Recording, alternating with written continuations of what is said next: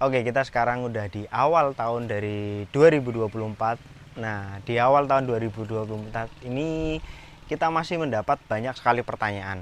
Nah, pertanyaan yang paling umum adalah rekomendasi motor apa yang misalkan untuk setiap masing-masing kelas, baik itu dari cc maupun dari jenisnya. Nah, kali ini Pak Ustadz akan bantu kalian buat kalian yang ingin beli motor baru di 2024. Motor baru dalam artian motor baru dari kalian ya, bukan motor. Kita masukin juga motor-motor secondnya juga. Semuanya kita masukin. Nah, kita ambil dari semua review yang ada, baik dari penyakit, kemudian beberapa kelebihan yang ada. Oke, nah dimulai dari cc yang paling kecil. Kita tahu bahwa untuk cc paling kecil itu dia berada di 110.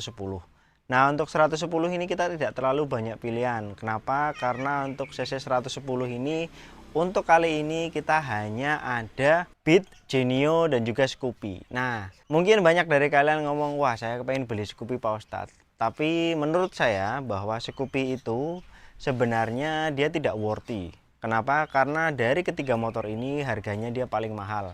Sedangkan kita tahu bahwa motor-motor genre seperti ini itu tidaklah diperuntukkan untuk fashion. Mereka lebih diperuntukkan untuk komuter dan juga faktor dari apa yang disebut dengan fuel ekonomi atau fuel efisiensi.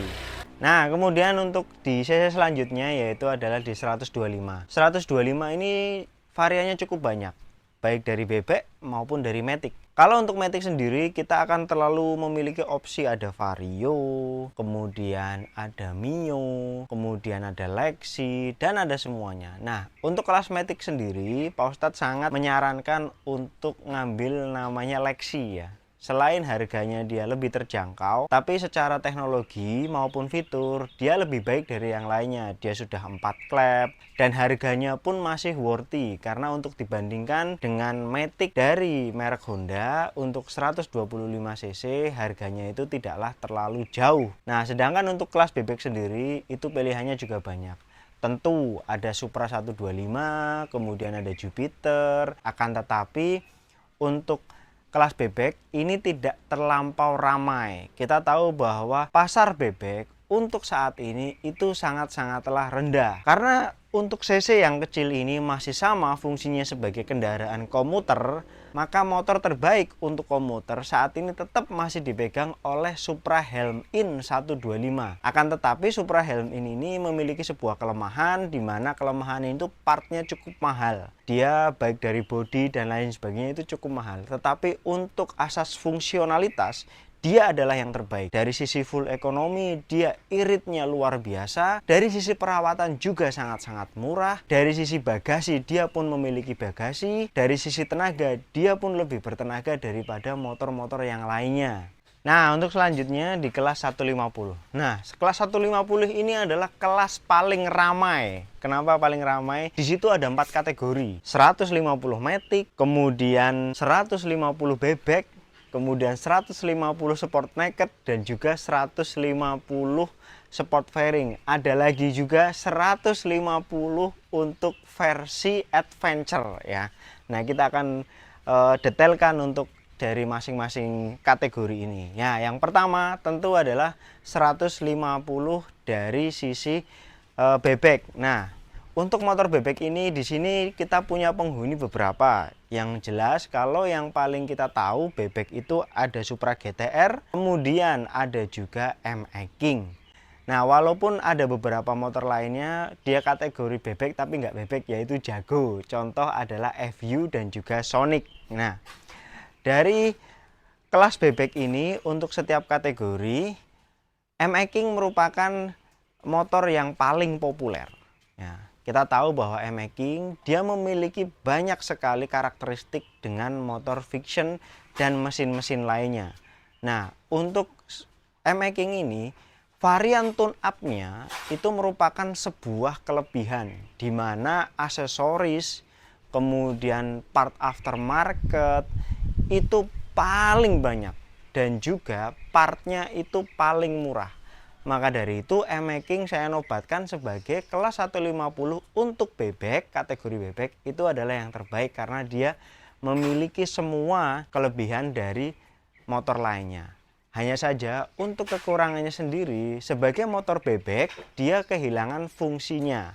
Kehilangan fungsinya dari sisi efisiensi, baik itu efisiensi bahan bakar maupun efisiensi sebagai motor komuter, karena dia tidak ada bagasi dan tidak seirit motor bebek. Nah, sedangkan untuk kelas jagonya, ayam jago, saya tetap menyarankan untuk menggunakan atau membeli Satria FU. Kenapa? Karena Satria FU ini yang FI itu memiliki tenaga paling besar.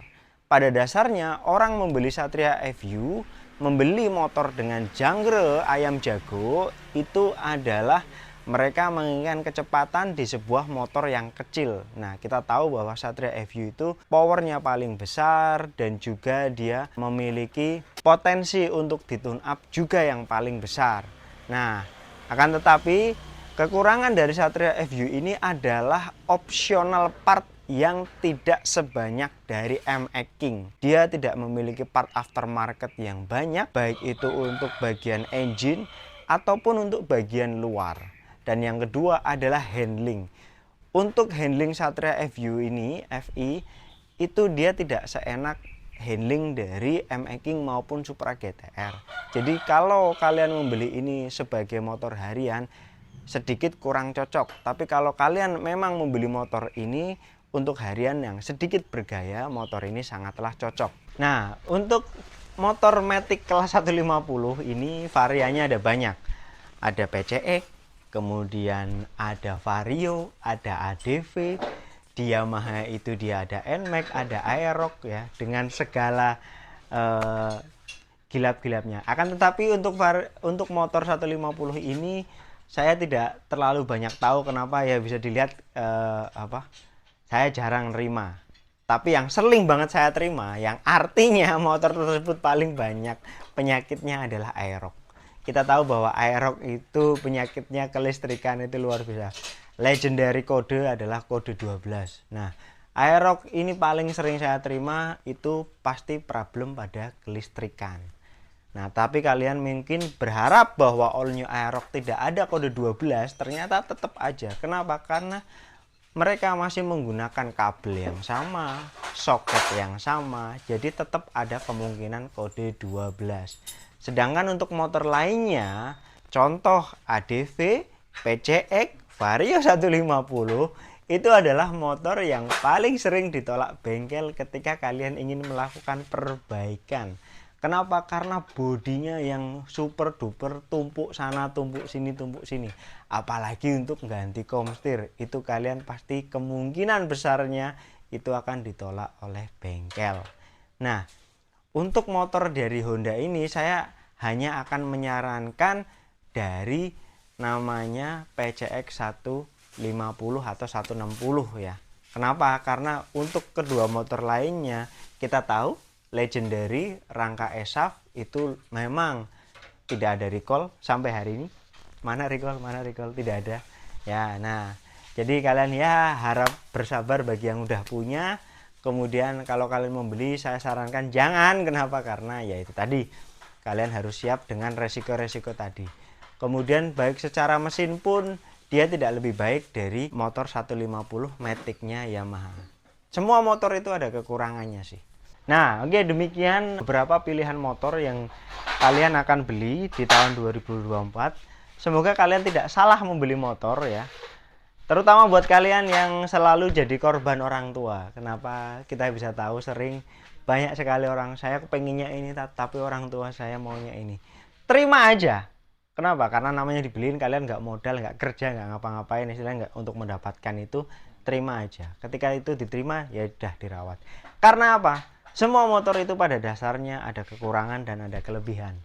Nah, tapi tetap bahwa kalian ketika memilih sebuah motor, kalian bisa hidangkan video ini atau video-video lain dari saya supaya orang tua kalian itu bisa paham bahwa motor-motor itu penyakitnya ini, kelebihannya ini. Jadi orang tua kalian itu memiliki pertimbangan untuk mengambil motor itu menggunakan apa. Nah, oke, gitu aja dari saya. Nah ya, di tahun 2023 itu menjadi tahun yang sangat luar biasa. Nah, kami berharap di tahun 2024 kami bisa berkembang lebih baik lagi dengan kru yang lebih banyak lagi dan SOP yang lebih baik lagi. Gitu aja video kali ini. Terima kasih sudah menonton. Jangan lupa tonton video lainnya. Jika konten ini bermanfaat, silakan kalian share. Jangan lupa kalian like dan komen, dan jangan lupa subscribe. Sampai jumpa di video selanjutnya. Stay young, ride fast.